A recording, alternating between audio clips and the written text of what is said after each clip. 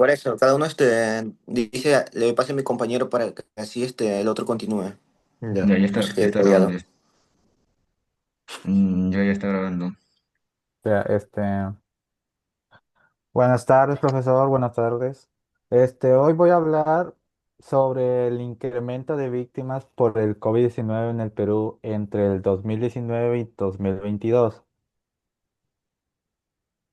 La pandemia del COVID-19 no solo representó un desafío epidemiológico, sino también un espejo que reflejó las fragilidades estructurales de los estados. En el caso del Perú, el impacto fue particularmente severo, posicionándose el país como uno de los más afectados del mundo en términos de muertes por cada 100.000 habitantes. Desde la llegada del virus, finales de 2019 y su expansión global en 2020, el Perú enfrentó un escenario de colapso institucional, desconfianza social y deterioro del sistema sanitario. Esta investigación parte de la necesidad de entender por qué el Perú, a pesar de haber implementado medidas tempranas de confinamiento, no logró contener el aumento de víctimas.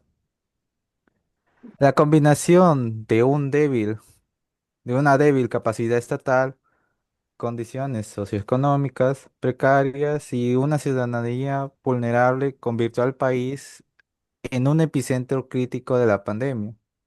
El objetivo de este trabajo es examinar de manera detallada y crítica los factores que provocaron la elevada tasa de mortalidad, considerando tanto las causas directas del virus como indirectas.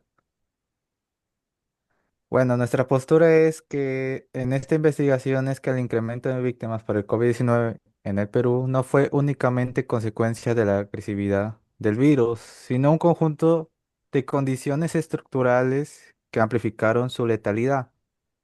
Entre ellas destaca un sistema de salud históricamente subfinanciado, la alta desigualdad social, la informalidad laboral, la falta de liderazgo político coherente y la respuesta tardía en la estrategia de vacunación. Así, esta postura defiende que la tragedia vivida fue evitable en muchos sentidos y que las víctimas no solo murieron por el virus, sino abandono estatal y la exclusión histórica. La importancia de esta investigación radica en su capacidad para generar conciencia crítica sobre manera en que los estados enfrentan las crisis sanitarias. Analizar el caso peruano resulta particularmente revelador, pues evidencia cómo la desigualdad estructural puede traducirse directamente en pérdidas de vidas humanas. Además, el estudio busca aportar al diseño de políticas públicas más equitativas y resilientes que prevengan la repetición de errores cometidos durante esta emergencia. Le doy pase a mi compañero. Mira, eh, ante la pandemia, el sistema de salud peruano ya mostraba serias deficiencias en 2019. La inversión pública de salud solamente era del 2,2% del PBI, muy debajo del promedio regional.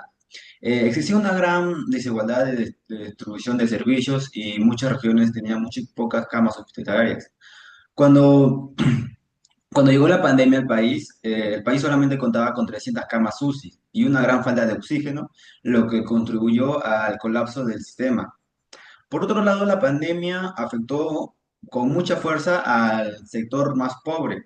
Muchas familias no tenían acceso al agua potable y mucho menos al internet, lo que dificultó, lo que dificultó cumplir con las medidas sanitarias y continuar con la educación virtual.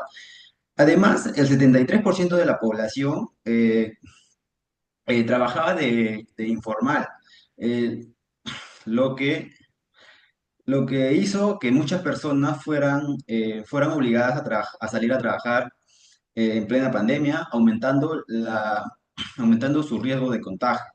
Finalmente, el proceso de vacunación comenzó tarde en comparación de otros países, ya que Y eso se vio manchado por el escándalo del Vacunagate, donde autoridades accedieron ilegalmente a vacunas de prueba, aunque luego se logró una buena cobertura, pero muchos peruanos murieron sin haber probado ninguna de estas dosis. Le doy paso a mi compañero. Bueno, uno de los momentos más críticos en la gestión de la pandemia fue la demora en la adquisición de vacunas. Mientras países vecinos iniciaban campañas de inmunización a finales de 2020, el Perú no lo hizo sino hasta el primer trimestre del 2021. Esta tardanza se vio agravada por el escándalo del vacunagate, en el que altos funcionarios y académicos accedieron a dosis de prueba de forma clandestina, debilitando la confianza en la ciudadanía. Aunque el país logró más adelante una de las coberturas de vacunación más alta de Sudamérica del año, ya estaban hechos. Miles murieron en ese intervalo de espera, sin haber recibido siquiera una primera dosis. Muertes indirectas y abandono de enfermedades no COVID. En el enfoque exclusivo en el COVID-19 llevó al descuido al paciente con enfermedades crónicas y otras condiciones graves. Según la Defensoría del Pueblo, en el 2022, durante 2020 y 2021 se suspendieron una de más de 8 millones de consultas médicas y cerca de 80.000 intervenciones quirúrgicas programadas. Esto significó que personas con cáncer, diabetes y otras enfermedades interrumpieron sus tratamientos. La muerte no llegó solo por infección viral, sino también por omisión al sistema. Miles de personas murieron silenciosamente en sus casas por falta de atención médica, medicina u otro seguimiento clínico, convirtiéndose en víctimas colaterales de una gestión sanitaria excluyente. Esta crisis emocional, social y psicológica, la pandemia dejó una profunda huella en la salud mental de la población peruana. El confinamiento prolongado, el duelo colectivo y la pérdida de empleos y la incertidumbre provocando un aumento exponencial de trastornos mentales. El Ministerio de Salud reportó en el 2022 que la atención en centros de salud mental se triplicó respecto a años anteriores, especialmente por casos de ansiedad, depresión y violación de violencia de familia y riesgo suicida. Le doy pase a mi compañero. En conclusión, la pandemia de COVID-19 fue una tragedia humana que reveló las fragilidades del Estado peruano. El elevado número de víctimas no puede explicarse únicamente desde una perspectiva biodémica, sino desde una mirada estructural que considere las múltiples dimensiones del problema. Las falencias en el sistema de salud, las desigualdades económicas, la improvisación política y la falta de empatía gubernamental fueron factores determinantes que exacerbaron los efectos de las crisis. Esta experiencia debe ser asumida como una advertencia. Un país que descuida la salud pública, la equidad y la gobernanza está condenado a repetir sus errores ante futuras emergencias. La reconstrucción post-pandemia no debe limitarse a recuperar la economía, sino a construir una sociedad más justa, inclusiva y resiliente. Confirmación de la hipótesis. Con la base en las evidencias analizadas, se confirma que el incremento de víctimas por COVID-19 en el Perú fue el resultado de un extremado de factores estructurales y únicamente del comportamiento del virus. La pandemia actuó como un catalizador de vulnerabilidades preexistentes. Así, más que una tragedia inevitable, se trató de una crisis anunciada que pudo haberse mitigado con voluntad política, planificación estatal y justicia social. Bueno, una de las preguntas es ¿cuál es la relación entre cada argumento y la hipótesis planteada? La relación entre cada argumento y la hipótesis planteada sobre COVID-19 es que cada argumento proporciona evidencias y razonamiento para respaldar la hipótesis de que el COVID-19 es una pandemia que requiere una respuesta de salud pública efectiva y coordinada.